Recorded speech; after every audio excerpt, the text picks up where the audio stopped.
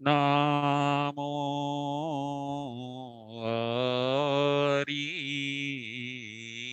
हन्ताणम्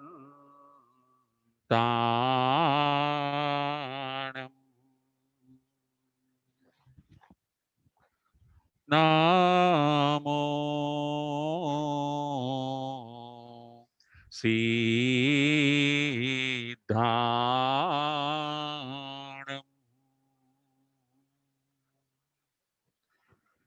नमो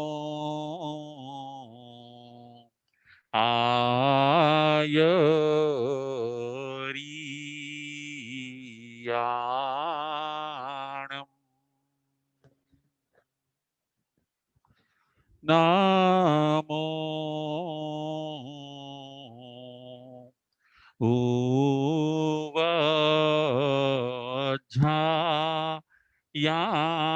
उवज्झायाणम्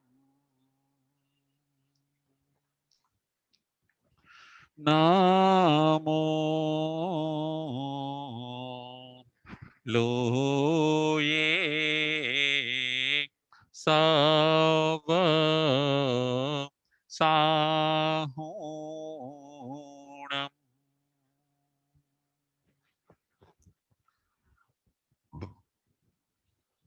एसो पंचनमोकारो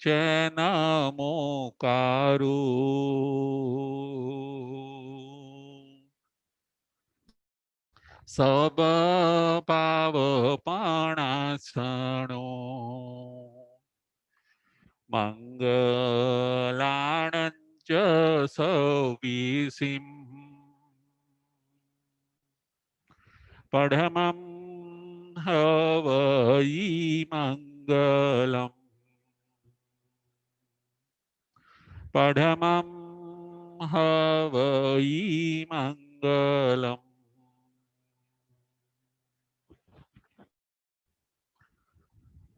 सिद्धाणं नमो किच्चा संजयाणं च भावौ संति संति करेलो ये पत्तो गई माणोत्तरम पत्तो गई माणोत्तरम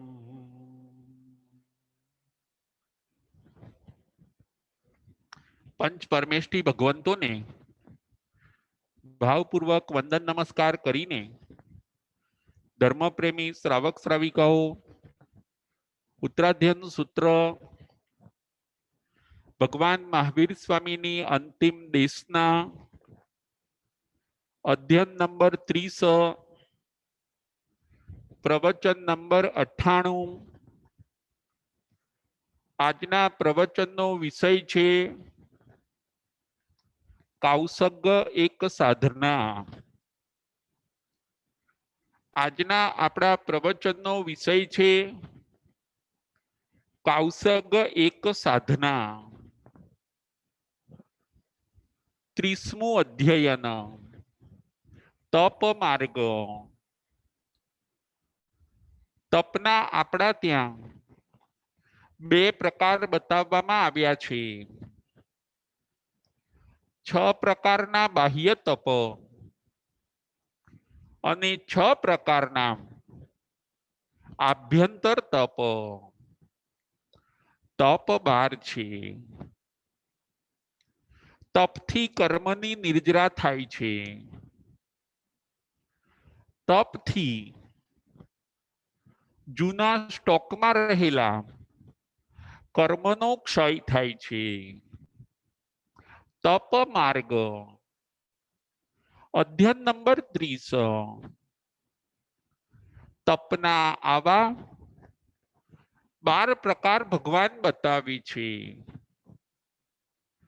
12મું તપ છે કૌશગ। 12મા નંબરનું તપ છે કૌશગ। આજે આપણે કૌશગ ઉપર વિચાર કરવાનો છે। કૌશગ એ પણ તપ છે। કૌશગ એ પ્રાકૃત શબ્દ છે અને કાયોત્સર્ગ એ સંસ્કૃત શબ્દ છે। કૌશગ એ 12મા નંબરનું તપ છે. આજે આપણે 5 પોઈન્ટ ઉપર વિચાર કરવાનો છે. પ્રથમ નંબરનો પોઈન્ટ છે કૌશગ એટલે શું? પ્રથમ નંબરનો પોઈન્ટ છે કૌશગ એટલે શું? બીજા નંબરનો પોઈન્ટ છે કૌશગના પ્રકારો. બીજા નંબરનો પોઈન્ટ છે કૌશગના પ્રકાર. ત્રીજા નંબરનો પોઈન્ટ છે કૌશગના લાભ. ત્રીજા નંબરનો પોઈન્ટ છે કૌશગના લાભ. ચોથા નંબરનો પોઈન્ટ છે કૌશગના દ્રષ્ટાંત. ચોથા નંબરનો પોઈન્ટ છે કૌશગના દ્રષ્ટાંત. અને 5મા નંબરનો પોઈન્ટ છે દેહ અને આત્મા. 5મા નંબરનો પોઈન્ટ છે દેહ અને આત્મા. આ 5 પોઈન્ટ ઉપર આજે આપણે વિચાર કરવાનો છે. આજના આપણા પ્રવચનનો વિષય છે કૌશગ એક સાધના. આપણે કૌશગ કરીએ. ભગવાન કહે છે તમે કૌશગ કરો. એ તપ છે. કર્મ ભોગવવા નહીં પડે. કૌશગથી કર્મની નિર્જરા થઈ જશે. કૌશગથી કર્મ ઓટોમેટિક પાસ થઈ જશે. આવા સરસ કૌશગના લાભને તમે સમજો. કૌશગ એક સાધના. કૌશગનો આપણે અભ્યાસ કરવાનો છે. કૌશગની આપણે પ્રેક્ટિસ કરવાની છે. કૌશગના મહિમાને સમજીને આપણે કૌશગની વધારે આરાધના કરવાની છે. કૌશગ એક સાધના. હાલતા ચાલતા, ઉઠતા બેસતા, ખાતા પીતા, ઘરના કામકાજ કરતા પણ કૌશગની આરાધના થઈ શકે છે. પ્રથમ નંબરનો પોઈન્ટ છે કૌશગ એટલે શું? કૌશગ એટલે કાયાને છોડવી. કાયાનો વ્યુત્સર્ગ. કૌશગ એટલે કાયાને છોડવી. કાયાની મમતાને છોડવી. કાયાની મમતાને છોડવી એનું નામ છે કૌશગ. કાયાનો રાગ છોડવો. કાયાનો રાગ ઓછો કરવો એને કહેવામાં આવે છે કૌશગ. કાયાની માયા વિસારવી. કાયાની માયા વિસારવી એને કહેવામાં આવે છે કૌશગ. કાયાને બહુ લાડ ન લડાવવા. કાયાને બહુ લાડ ન લડાવવા એનું નામ છે કૌશગ. કાયાનો વિસર્ગ. ભગવાન કહે છે તમે કાયા પાછળ બહુ ટાઈમ નહીં કાઢો. તમે કાયાનું લાલન પાલન કરવામાં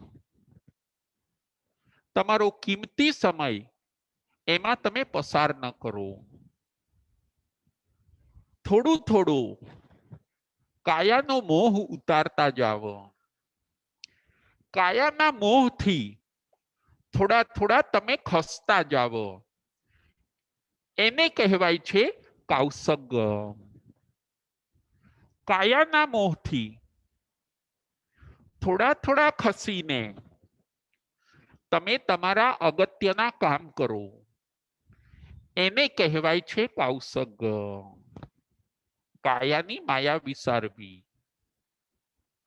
કાયાને સાઈડમાં કરીને આપણે આપણું અગત્યનું કામ કરવું. આપણે કર્મ નિર્જરાનું પુણ્ય બંધનું આત્માનું આવું સરસ મજાનું કામ કરવું, એકલું કાયામાં રોકાઈ ન રહેવું, કાયાના લાલન પાલનમાં આખો દિવસ પરોવાયેલા ન રહેવું, એને કહેવામાં આવે છે કૌસગ. કૌસગ એટલે શું? આ હતો આપણો પ્રથમ નંબરનો પોઈન્ટ. કૌસગ એટલે કાયાની મમતા ઓછી કરવી, કાયાની મમતા છોડવી, એને કહેવામાં આવે છે કૌસગ. આ હતો પ્રથમ નંબરનો પોઈન્ટ. કૌસગ એટલે શું? બીજા નંબરનો પોઈન્ટ છે કૌસગના પ્રકારો. કૌસગના આપણા ત્યાં બે પ્રકાર બતાવ્યા છે, દ્રવ્ય વ્યુત્સર્ગ અને ભાવ વ્યુત્સર્ગ. કૌસગના બે પ્રકાર બતાવ્યા છે, દ્રવ્ય વ્યુત્સર્ગ અને ભાવ વ્યુત્સર્ગ. દ્રવ્ય વ્યુત્સર્ગ એટલે કોઈ વસ્તુ છોડવી, કોઈ સ્થાન છોડવું, ગચ્છને છોડવો, વસ્તુને છોડવી, ઉપધિને છોડવી, એને કહેવાય છે દ્રવ્ય વિત્સર્ગ. જો કોઈ મુનિ ભગવંત હોય એ પોતાની ઉપધિ ઓછી રાખે તો એને કહેવાય છે દ્રવ્ય વિત્સર્ગ. અનાજ પાણી ઓછા વાપરે, દ્રવ્યની મર્યાદા કરે, એને કહેવાય છે દ્રવ્ય વ્યુત્સર્ગ. ગચ્છનો ત્યાગ કરીને એકાકી વિચરે, એને કહેવાય છે દ્રવ્ય વ્યુત્સર્ગ. વ્યુત્સર્ગ એટલે છોડવું. કૌસગનો પ્રથમ નંબરનો પ્રકાર છે દ્રવ્ય વ્યુત્સર્ગ. દ્રવ્ય વ્યુત્સર્ગમાં દ્રવ્ય છોડવામાં આવે છે. બીજા નંબરનો પ્રકાર છે ભાવ વ્યુત્સર્ગ. ભાવ વ્યુત્સર્ગ એટલે કસાયોને છોડવા.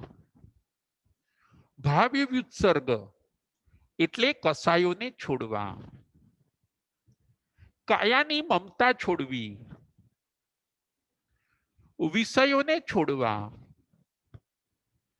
ખોટી આદતોને છોડવી, એને કહેવાય છે ભાવ વ્યુત્સર્ગ. કૌસગના બે પ્રકારો, એક છે દ્રવ્ય વ્યુત્સર્ગ અને બીજો છે ભાવ વ્યુત્સર્ગ. બંને પ્રકારના કૌસગની આપણે આરાધના કરવાની છે. કૌસગમાં આપણને છોડવાની પ્રેક્ટિસ થાય છે. પર વસ્તુથી આપણે પર થઈએ છીએ, એનું નામ છે કૌસગ. પરથી પર થાવ અને તમે સ્વમાં આવો. પરથી તમે પર થાવ અને તમે સ્વમાં આવો. પરમાં ક્યાં સુધી પરોવાયેલા રહેશો? હવે સ્વની અંદર તમે આવો. સ્વઘરને તપાસો. આવી રીતે કૌસગના બે પ્રકાર બતાવ્યા છે, દ્રવ્ય વ્યુત્સર્ગ અને ભાવ વ્યુત્સર્ગ. આ હતો આપણો બીજા નંબરનો પોઈન્ટ.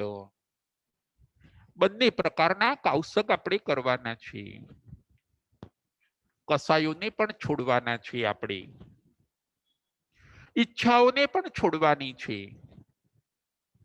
પૂર્વગ્રહોને પણ આપણે છોડવાના છે, હઠાગ્રહોને પણ આપણે છોડવાના છે અને વસ્તુઓથી પરિગ્રહથી પણ આપણે મુક્ત થવાનું છે. એને કહેવામાં આવે છે કૌસગ. કૌસગના બે પ્રકારો. ત્રીજા નંબરનો પોઈન્ટ છે કૌસગના લાભ. ત્રીજા નંબરનો પોઈન્ટ છે કૌસગના લાભ. હે ભગવાન, કૌસગથી શું લાભ થાય છે? તો કૌસગના ત્રણ લાભ બતાવ્યા છે.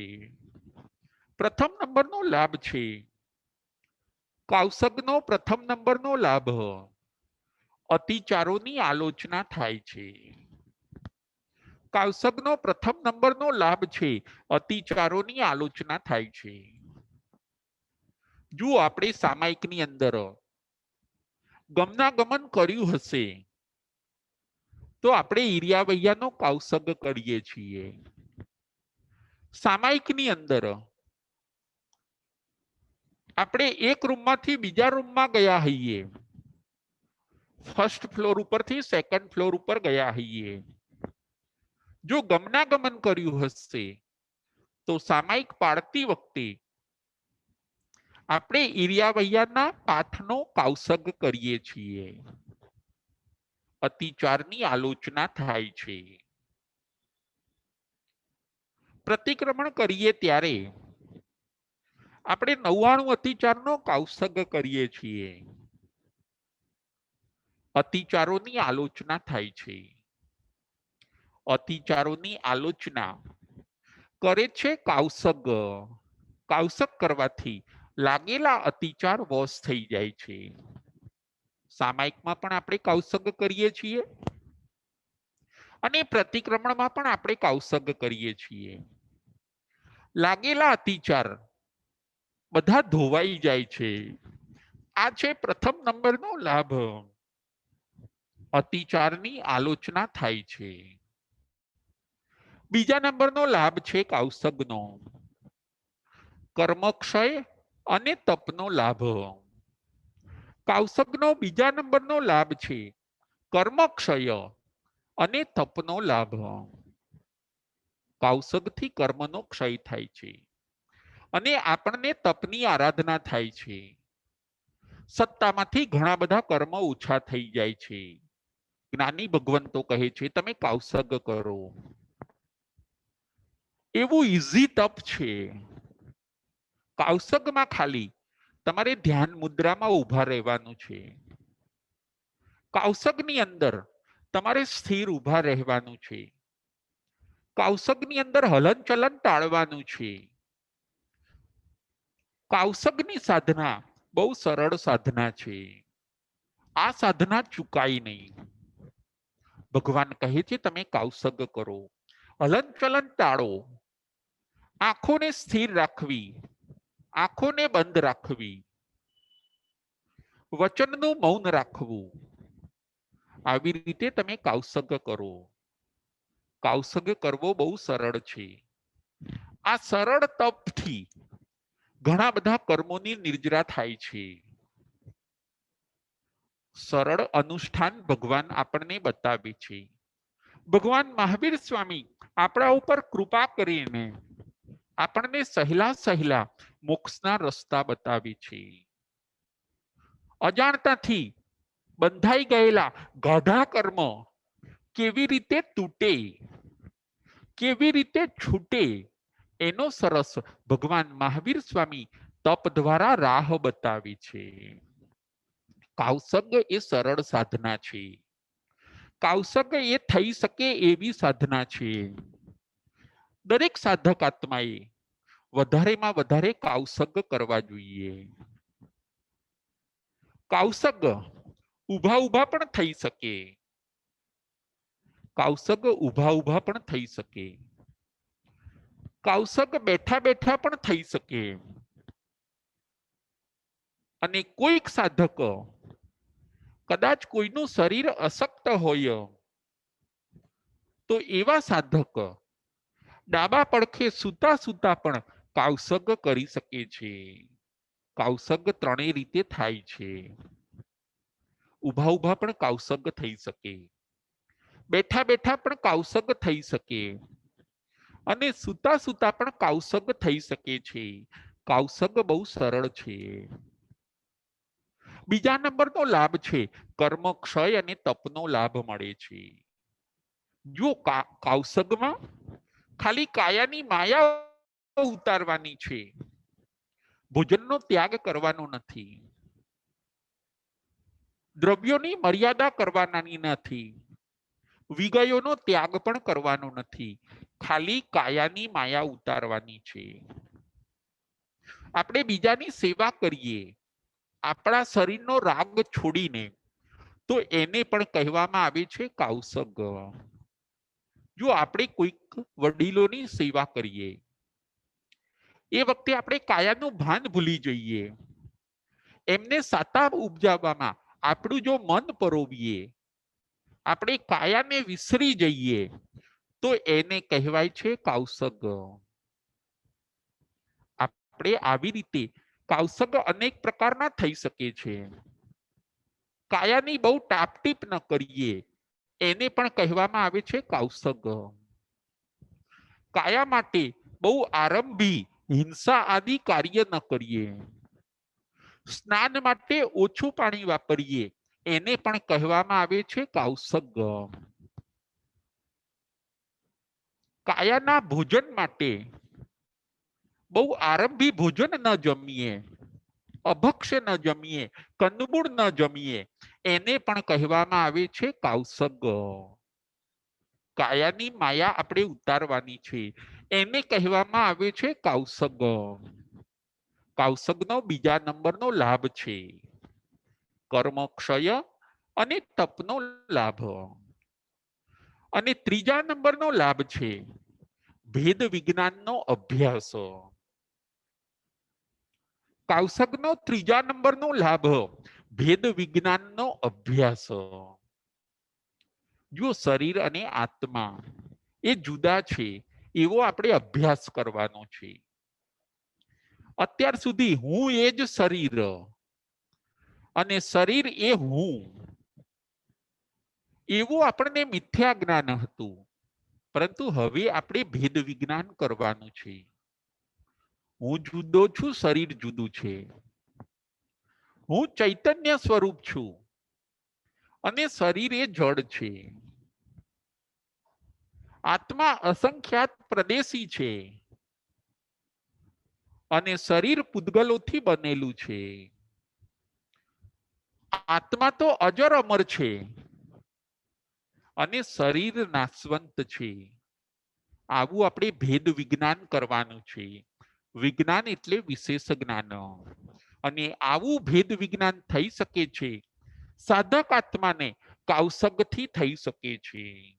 આ છે કૌશગનો ત્રીજા નંબરનો લાભ. કૌશગનો પ્રથમ નંબરનો લાભ છે અતિચારની આલોચના. કૌશગનો બીજા નંબરનો લાભ છે કર્મક્ષય અને તપનો લાભ.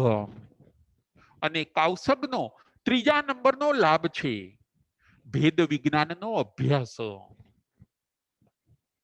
કાયાની માયા વિસારીને આપણે કાયાથી કામ લેવાનું છે.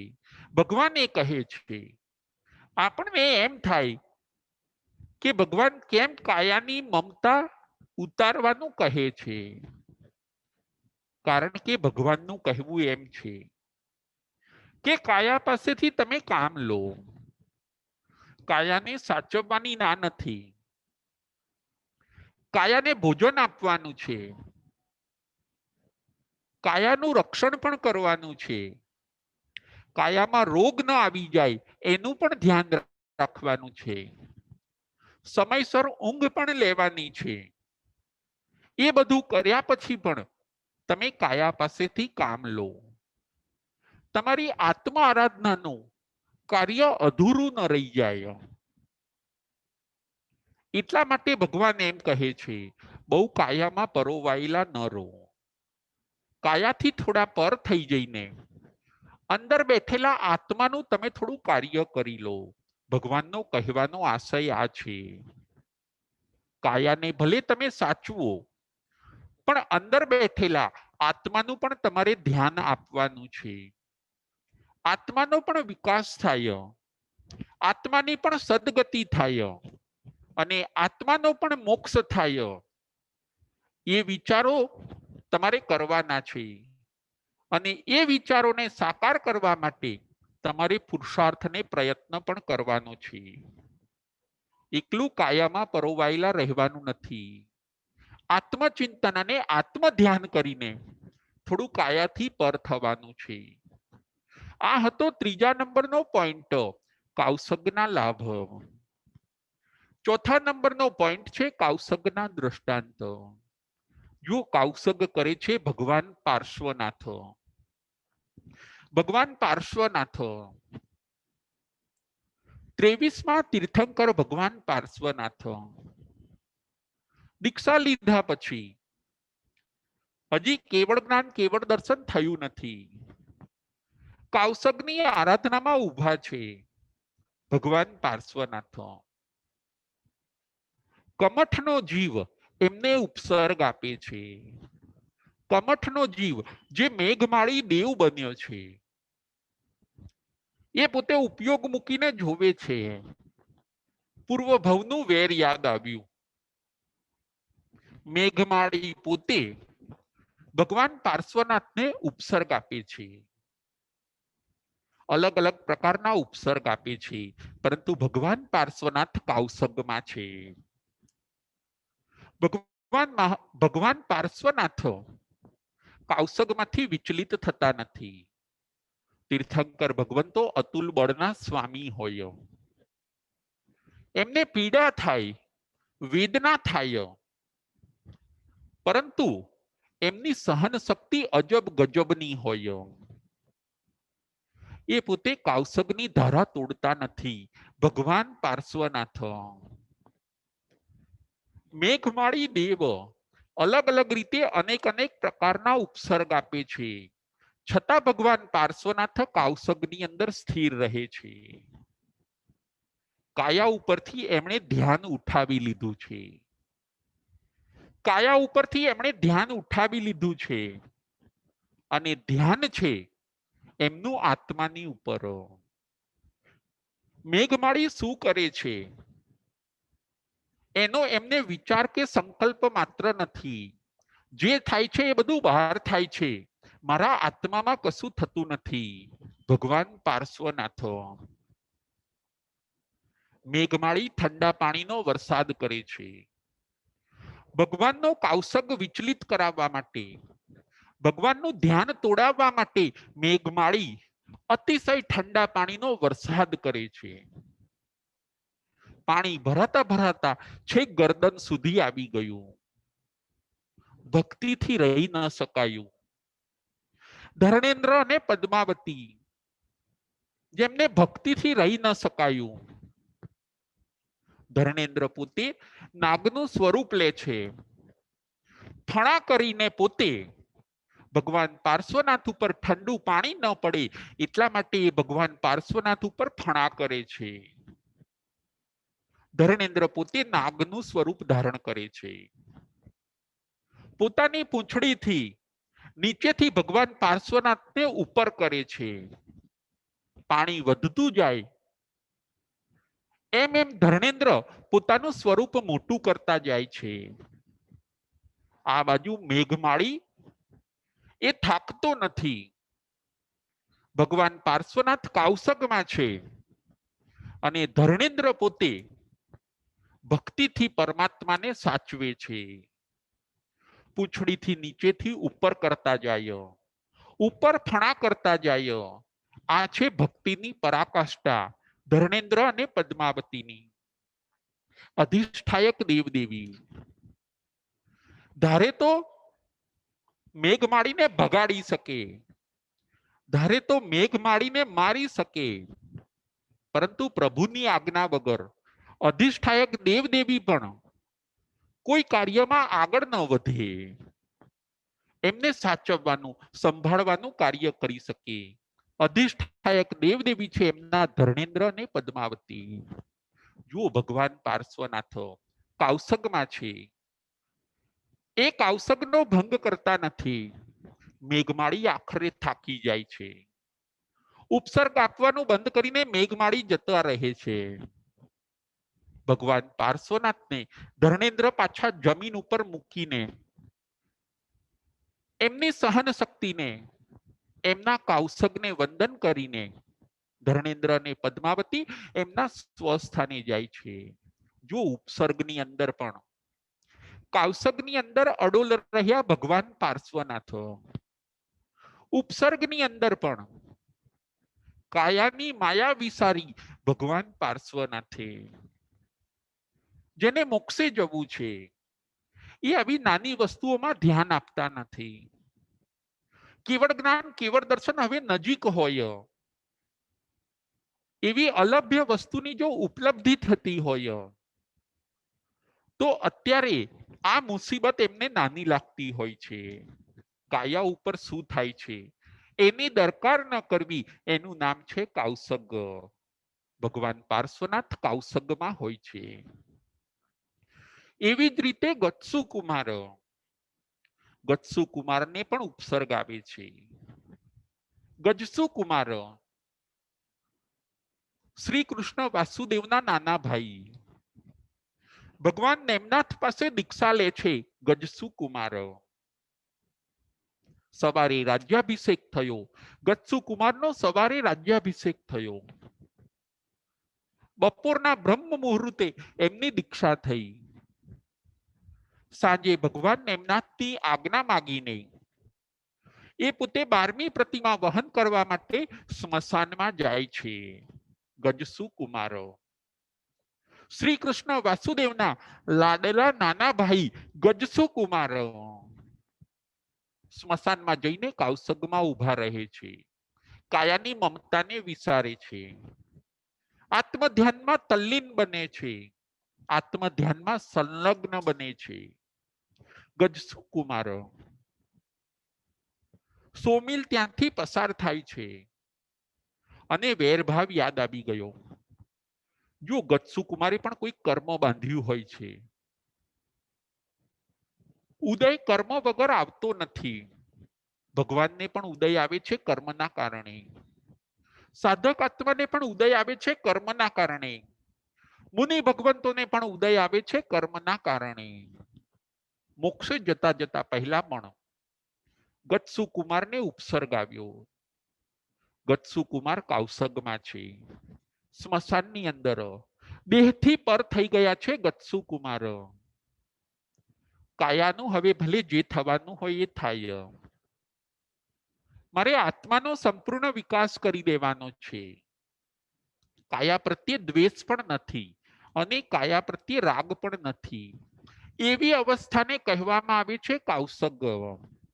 આપણે કાયા ઉપર દ્વેષ પણ ન રાખીએ અને આપણે અતિશય આપણી કાયા ઉપર રાગ પણ ન રાખીએ.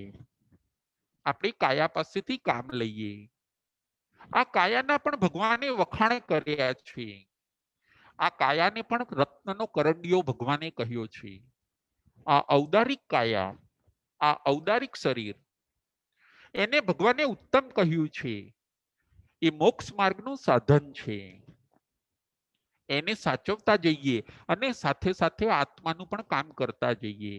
કાયાને સાચવતા જઈએ અને સાથે સાથે આત્માનું કામ કરતા જઈએ. એને કહેવામાં આવે છે કૌસગ.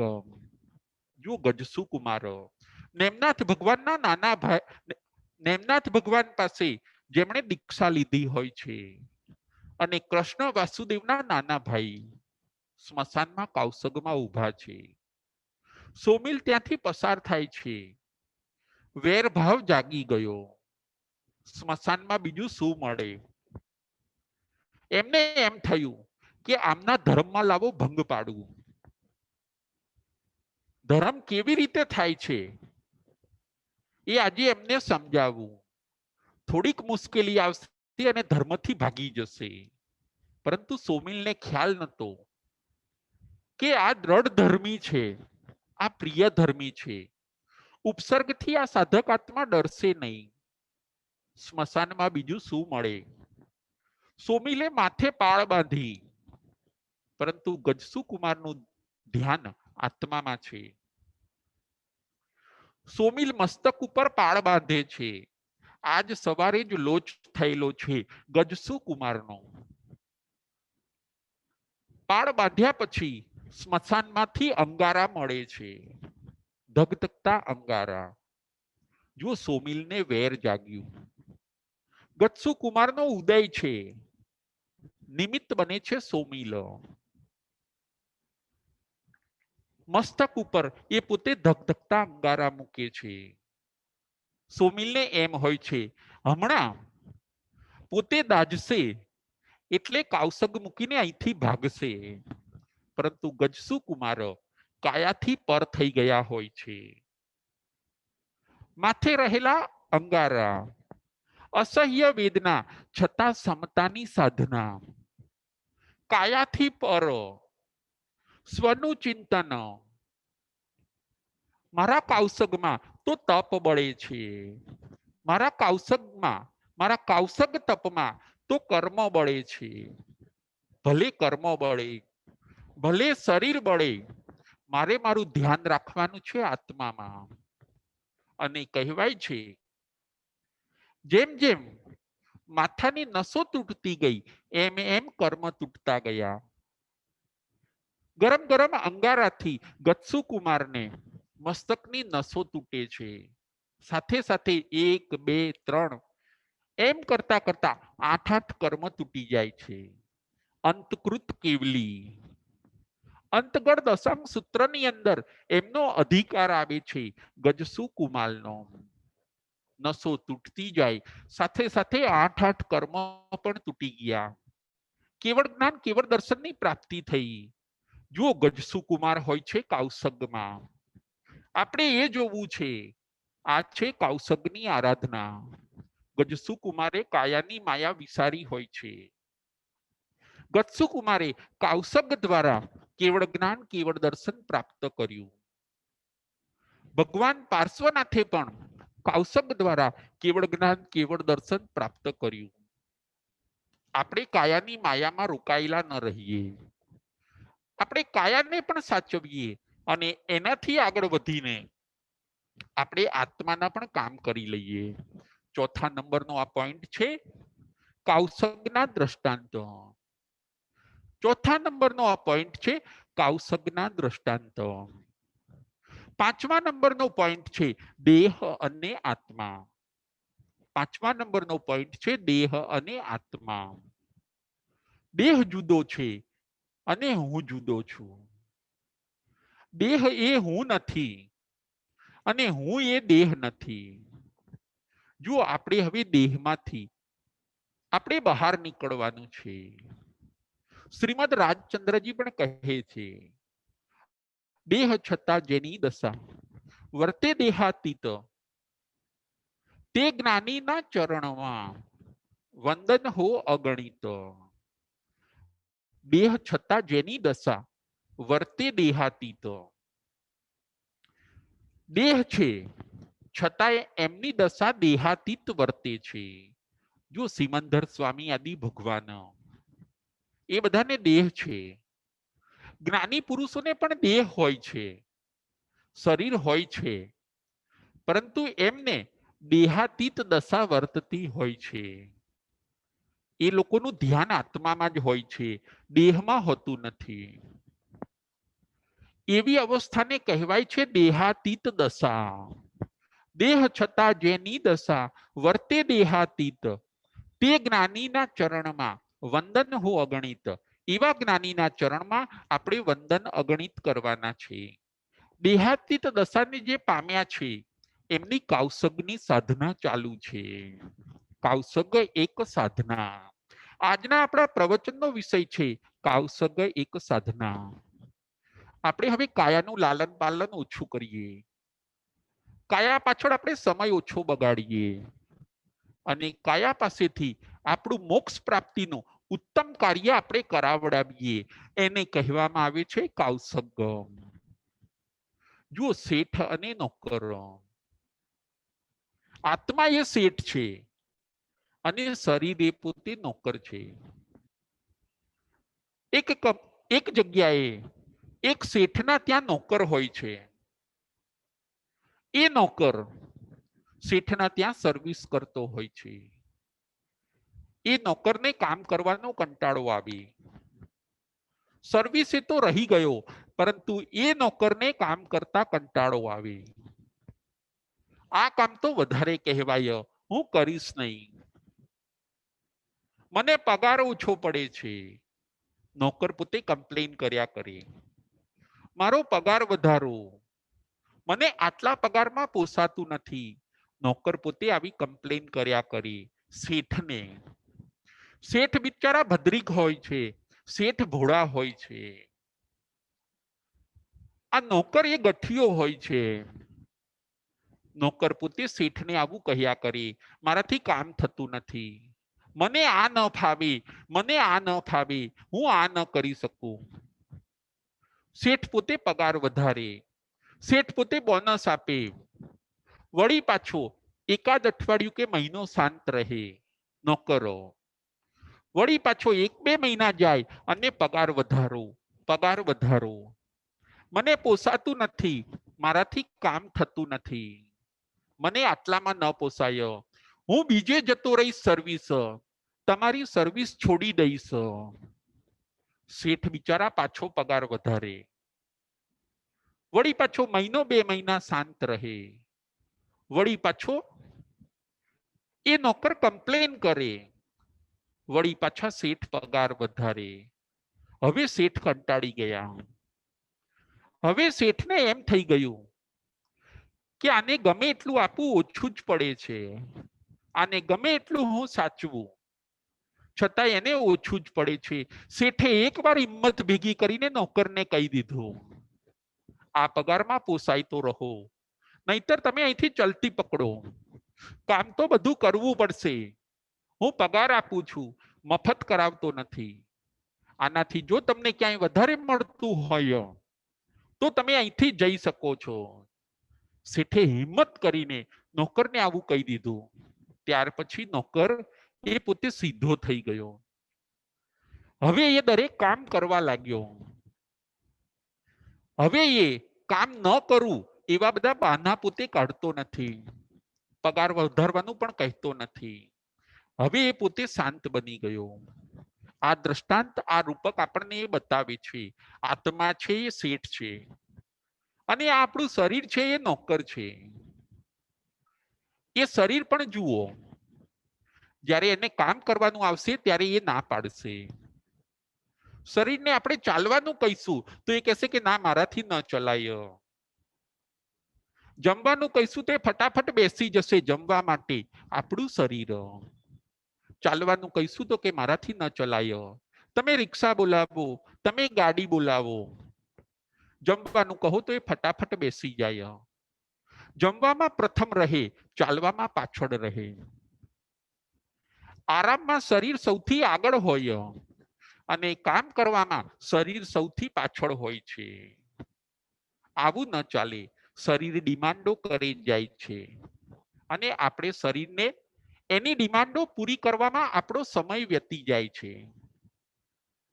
શરીરને ઠંડુ જોઈએ તો આપણે ઠંડુ આપીએ છીએ, શરીરને ગરમ જોઈએ તો આપણે ગરમ આપીએ છીએ, શરીરને ભાવતા ભોજન જોઈએ તો આપણે એને ભાવતા ભોજન આપીએ છીએ. શરીરને નવડાવીએ, ધોવડાવીએ, શરીરને સાચવીએ, એ બધાની અંદર આપણો સમય ઘણો બધો જાય છે. જો એને સાચવીએ છીએ તો એની પાસેથી કામ પણ લઈએ. શેઠની જેમ આપણે થોડા હિંમતવાળા બનીએ. તું સ્વાદિષ્ટ ખાય છે, પીવે છે, તો તારે કામ પણ કરવું પડશે. તું ભાવતા ભોજન કરે છે તો તારે 2-2 સામાયિક પણ કરવી પડશે. તારે કાવસગની અંદર કલાક ઉભા રહેવું પણ પડશે. તારી બધી ફરમાઈશો અમે પૂરી કરીએ છીએ તો તારે અમારું કામ પણ કરવું પડશે. આવું આપણે શરીરને કહેવાનું છે. શરીરને આપણે કેળવીએ. કેળવવાથી શરીર કેળવાઈ જાય છે. શરીરને આપણે કેળવતા નથી, એમાં આપણો વાંક છે. શરીરનો વાંક નથી, શરીરને આપણે કેળવવાનું છે. આત્મા એ પોતે શેઠ છે. શરીર એ તો નાશવંત છે, એની પાસેથી આપણે કાવસક આદિ કરીને એની પાસેથી આપણે ધર્મ આરાધના કરાવવાની છે. કાવસગ એક સાધના.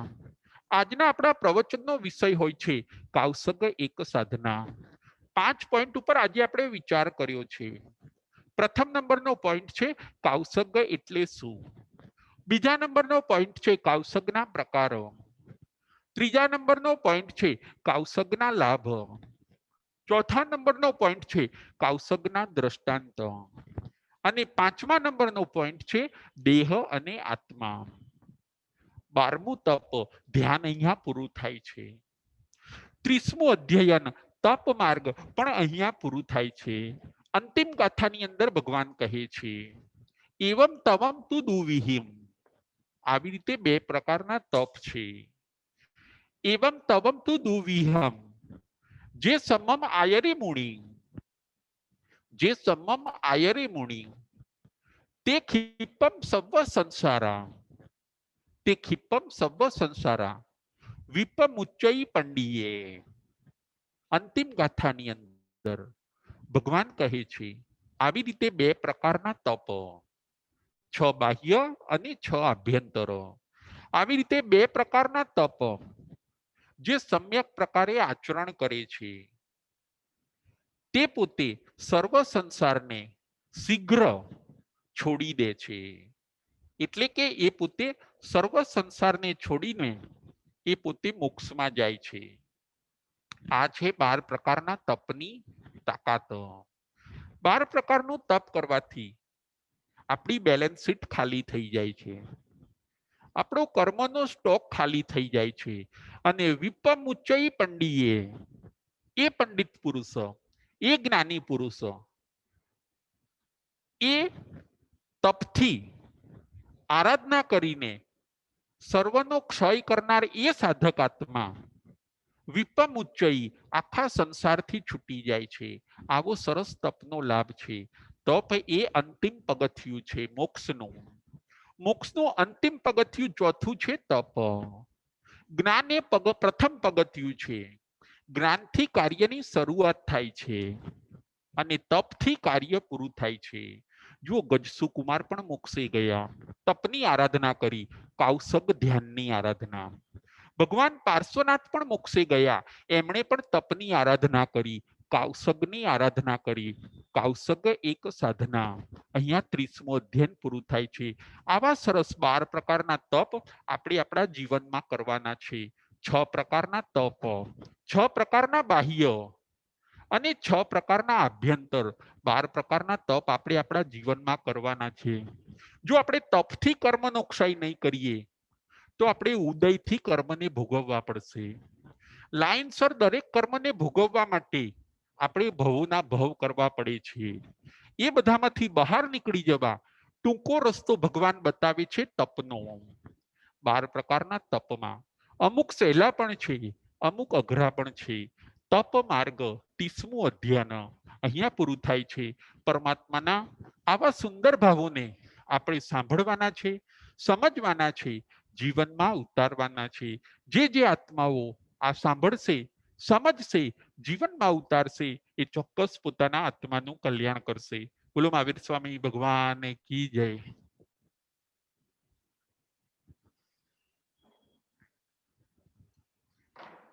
જમ વાઈદમ બચ્ચા મિલ્યા મીના કરમ ચકરમ પયૈનમ મીનૈનમ જોગીનમ ગોસીનમ સુઠ્ઠુદીનમ દુઠ્ઠુ પડીચિયમ અકાલે કૌ સજાઓ કાલે ના કૌ સજાઓ સજય સજયમ સજય ન સજય એમ ભણતા ગણતા ચિંતવતા જ્ઞાનના 14 અતિચાર માહેલો.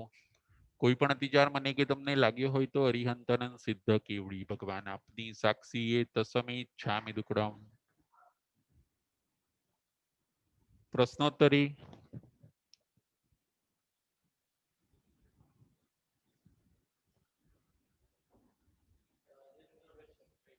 રાજેન્દ્રભાઈ સંઘવી.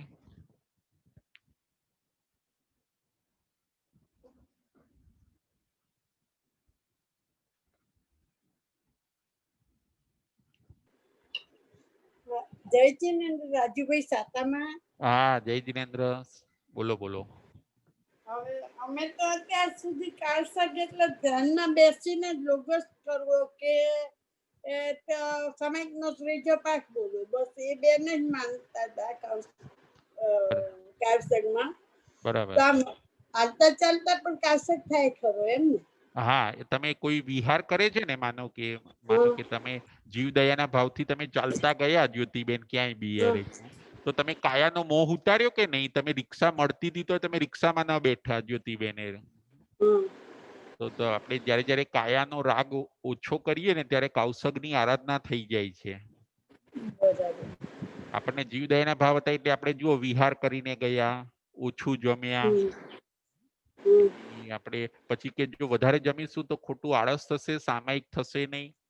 અને એટલે પછી આવી રીતે જયારે કાયાની માયા આપણે ઓછી કરીએ ને એને કૌશક કહેવાય છે જ્યોતિબેન. એ રે કોઈની સેવામાં રહે ને તો એ કોઈની આવું સેવા. તો રોજ કાઢી શકાય. હા, આ બધું સરળ છે, આ બધું સરળ છે. અને પેલા કૌશકમાં જે આપણે કરીએ ને ઈરિયા વૈયાનો કે 99 અતિચાર નો, એ પ્રાયશ્ચિત રૂપે કૌશક કરીએ છીએ કે ભાઈ મને જે અતિચાર લાગ્યો હોય એ બધો વોસર જાય. બરાબર. ખ્યાલ આવ્યો? હા, આવી એટલે ગયું. આવી રીતે હાલતા ચાલતા ઉઠતા બેસતા આપણે પંખો ના કરીએ, એસી ના કરીએ, તો આપણે કાયાની માયા તો એ કૌશક જ છે એક પ્રકારનો. બરાબર. એટલે જ્યોતિબેન. હા, બરાબર. આરંભી ભોજન ના કરીએ તો એ બધો કૌશક છે. આપણે કાયાને છોડી દીધી ને, કાયાનો મોહ છોડ્યો આપણે. બરાબર. જય જીનેન્દ્ર. જય જીનેન્દ્ર. રંજનબેન, રંજનબેન. બાહ્યંતર તપ છે ને? હા એટલે ગુરુજી, હા, બાહ્યંતર તપ એ કૌશકમાં ન ગણાય ને? બાહ્ય તપ ને હા બરાબર છે. 6 બાહ્ય છે ને 6 આભ્યંતર. હા, એટલે 6 બાહ્યંતર તપ કોને કહેવાય? બરાબર છે. 6 બાહ્ય તપ આપણે ઉપવાસ ખરા ને, ઉપવાસ, હાજી. હા ઉણોદરી, હા અણસન, હા. ઉપવાસ, ઉણોદરી, વૃત્તિ, પેલા બતાવ્યું હતું અણસન. આંબીલ કરીએ એ બધું એ બાહ્યંતર તપ. હા, આંબેલ, ઉપવાસ, એકાસણો, હા. પછી અને લોચ, ચોવિયાર. ચોવિયાર, પછી લોચ કરે, વિહાર કરે, એ બધા બાહ્ય તપ રંજનબેન. અચ્છા અચ્છા અચ્છા. અને આ પ્રાયશ્ચિત, વિનય, વૈયાવચ, હા સ્વાધ્યાય, હા ધ્યાન અને આજે કીધું કૌશક, હા. આ બધા અભ્યંતર તપ. અચ્છા, અભ્યંતર. પેલા બહારના તપમાં છે ને ભોજન આદિ છોડવાનું આવે રંજનબેન. એવું. હાજી હાજી અને આમાં આપણે દોષ આદિ છોડવાના આવે કે ભાઈ હાજી દોષ, હાજી આપણા આભ્યંતર તપમાં દોષ છોડવાના આવે બધા. એ હાજી. અને આમ બધા તપના જ બધા 12 ટાઈપ તપના જ છે એ રીતનું. હાજી. એટલે તપ તરીકે બધા એકબીજામાં મળતા આવે, કારણ કે આખું તપનું જ ગ્રુપ છે 12 હા. 12. અચ્છા. આપણાથી જે થઈ શકે એ કરવાનું, નાનું મોટું તપ. હાજી તો આપણા અશુભ કર્મ છે ને ડિલીટ થઈ જાય છે બેલેન્સ માંથી. યાર, હાજી હાજી. ખ્યાલ આવ્યો? હાજી આવ્યો. હા હા, બહુ સરસ, બહુ જય સરસ. જીનેન્દ્ર. જય જીનેન્દ્ર. કોકિલાબેન, કોકિલાબેન, કોકિલાબેન.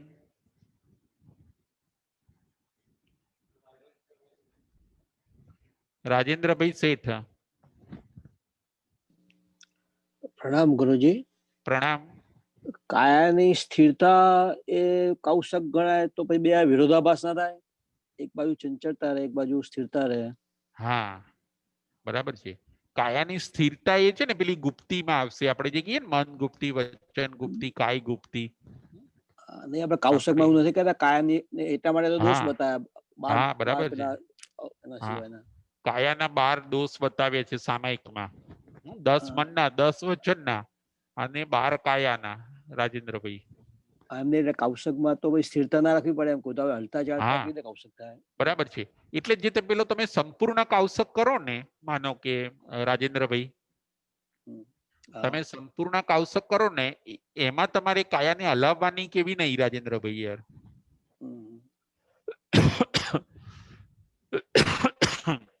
એમાં તમારે કૌશક છે ને બધા દોષ વગર કરવાનો. સંપૂર્ણ આંખો બંધ, શરીર સ્થિર, હલવાનું નહીં, એ કૌશક સંપૂર્ણ છે.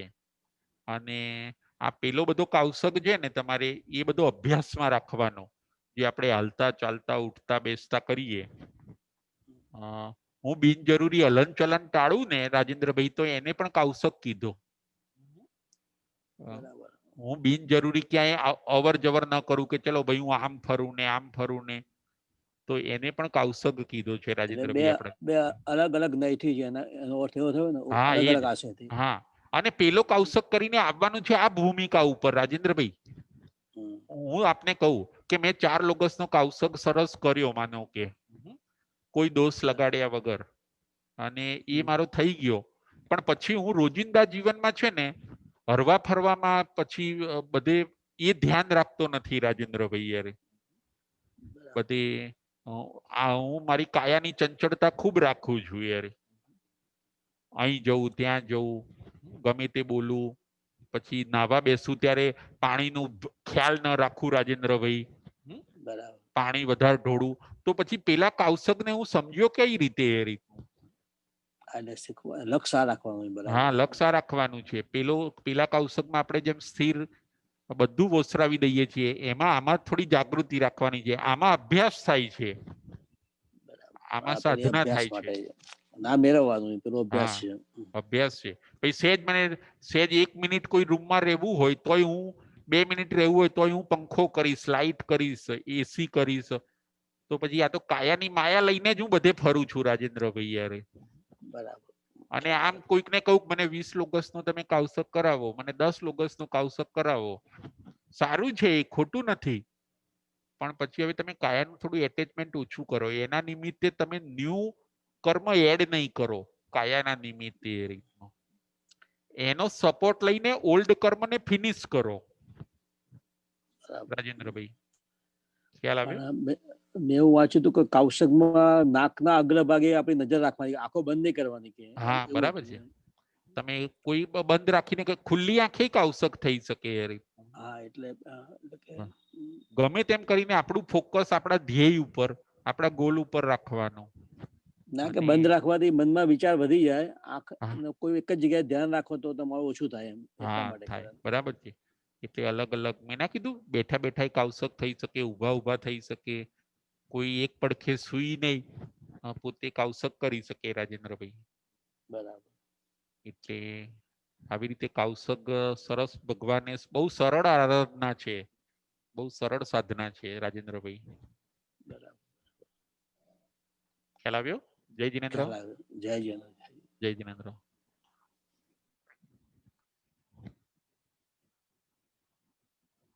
હવે આજનો પ્રશ્ન, આજે આપણે કેટલા પોઈન્ટ ઉપર વિચાર કર્યો? આજે આપણે કેટલા પોઈન્ટ ઉપર વિચાર કર્યો? મિતુબેન શાહ. જય જિનેન્દ્ર. જય જિનેન્દ્ર. આજે આપણે 5 પોઈન્ટ ઉપર વિચાર કર્યો. પહેલો પોઈન્ટ છે કૌશક એટલે શું? બીજો પોઈન્ટ છે કૌશકના પ્રકારો. ત્રીજો પોઈન્ટ છે કૌશકના લાભ. ચોથો પોઈન્ટ છે કૌશકના દ્રષ્ટાંત. અને 5મો પોઈન્ટ છે દેહ અને આત્મા. બહુ સરસ, બહુ સરસ. જય જિનેન્દ્ર. જય જિનેન્દ્ર. હવે કૌશકના કેટલા લાભ કયા કયા? કૌશકના કેટલા લાભ કયા કયા? બકુલાબેન શાહ. હેલો. હા, જય જિનેન્દ્ર. જય જિનેન્દ્ર. સાતામા ગુરુજી. હા, સાતામાં. કૌશકના લાભ 3 છે. એમાં પેલો અતિચારોની આલોચના થાય છે. પછી બીજો કર્મક્ષય અને તપનો લાભ મળે છે. અને ત્રીજો ભેદ વિજ્ઞાનનો અભ્યાસ થાય છે. બહુ સરસ, બહુ સરસ. કૌશક કોણે કર્યો બકુલાબેન? કૌશકની આરાધના બરાબર કોણે કરીને લાભ લીધો? ભગવાન પાર્શનાથે અને ગતસુકુમારે. બરાબર છે, બરાબર છે. એમણે કાયાની માયા વિસારી હોય છે ને, કાયાની માયા વિસારીને પોતાના આત્મામાં ધ્યાન સ્થિર કર્યું. હા, બસ એવું છે. આપણું જયારે જો આત્મામાં ધ્યાન હશે ને ત્યારે આપણી જો શરીર ઉપરથી આપણું શરીરમાં મન રાખીશું ને તો એને સુખ દુઃખ બધું થશે બકુલાબેન. શરીર નહીતર ન થાય. અસર જ નહીં થાય કઈ. એટલે કૌશક આવી સરસ આરાધના છે. ભગવાન પાર્શ્વનાથે કર્યો અને ગતસુકુમારે કૌશકની આરાધના કરી. ખ્યાલ આવ્યો? જય જિનેન્દ્ર. જય જિનેન્દ્ર. હવે આગળ ભગવાન પાર્શ્વનાથને કોણ ઉપસર્ગ આપે છે? ભગવાન પાર્શ્વનાથને કોણ ઉપસર્ગ આપે છે?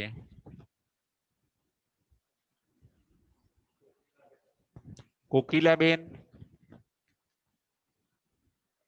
ભગવાન પાર્શ્વનાથને કોણ ઉપસર્ગ આપે છે? કોકિલાબેન. જય જિનેન્દ્ર રાજુભાઈ. જય જિનેન્દ્ર. બોલો બોલો. અવાજ નથી. હા ભાઈ, અવાજ સંભળાય છે. જય જિનેન્દ્ર. જય જિનેન્દ્ર. પહોંચે છે, અવાજ સંભળાય છે, બોલો બોલો. હલો હલો, અનમ્યુટ કરો તો અહીંયા સંભળાશે. કોકિલાબેન. જય જીનેન્દ્ર. જય જીનેન્દ્ર, સંભળાયું, બોલો બોલો. નથી અવાજ. નથી જ. અહીંયા સંભળાય છે, બોલો બોલો બોલો બોલો. જય જીનેન્દ્ર. જય જીનેન્દ્ર, બોલો. કોકિલાબેન બોલે સામે બોલો. જય જીનેન્દ્ર. હા બોલો. હલો,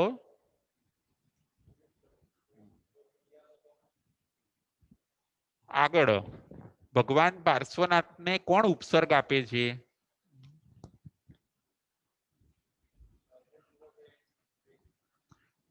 રાજેન્દ્રભાઈ સંઘવી. જય જીનેન્દ્ર રાજુભાઈ. જય જીનેન્દ્ર. પાર્શ્વનાથ ભગવાનને દીક્ષા લીધા પછી તરત જ ધ્યાનસ્થ ઉભા હોય છે ત્યારે કમઠના જીવને વેર પહેલાનું વેર યાદ આવે છે અને એ ધ્યાન તોડાવવા માટે એ પાણીનો ઠંડા પાણીનો વરસાદ વરસાવે છે અને છેક નાક સુધી પાણી આવી જાય ત્યાં સુધી. તો ધર્મેન્દ્ર અને પદ્માવતી આવી અને ફેણ ઊંચી ભગવાનના માથા પર રાખી ને ભગવાનને નીચેથી ઉપર આમ પોતાની ફેણ ઉપર લઈ લે છે ને એવી રીતે ભગવાનને એટલે કાવસકના ઓલામાંથી બચાવી લે છે અને ભગવાન તેમાં ધ્યાનસ્થ રહે છે. તો પોતાના કર્મ ખપાવતા કેવળ જ્ઞાનને કેવળ દર્શન પ્રાપ્ત કરી લે છે. બરાબર છે. કાવસકનો ભંગ થાય છે કે નથી થતો જ્યોતિબેન? કાવસકનો ભંગ થાય છે કે નથી થતો? નથી થતો. કાવસકનો તો એમના ભગવાન જેવું તો નથી થતો. કરીએ છીએ ખરા, કાવસક તો રોજ કરીએ છીએ. 4 વર્ષનો તો કરવાનો જ હોય છે. એ તો બાદ બરાબર છે. આપણે રોજ સવારે ઉઠીને કે સાંજે ઉઠીને સાંજે ને સવારે 4 લોગસનો કાવસક કરવો જોઈએ દરેક જીવે. હા બરાબર છે. કારણ કે 4 ગતિ છે તો 4 લોગસનો કાવસક કરવાનું, 4 બરાબર ગતિને છે. મટાડવા. એટલે આપણી આલોચના થઈ જાય છે, અતિચારની આલોચના થઈ જતી હોય છે જ્યોતિબેન. હા બરાબર. હા, ખ્યાલ આવ્યો. એટલે ભગવાન પાર્શ્વનાથને કમઠનો ઉપસર્ગ આવ્યો અને ગત્સુ કુમારને સોમિલ બ્રાહ્મણનો બ્રાહ્મણનો આવ્યો. ઉપસર્ગ આવ્યો. બહુ સરસ, બહુ સરસ. જય જીનેન્દ્ર, જય જય મહાવીર. શ્રી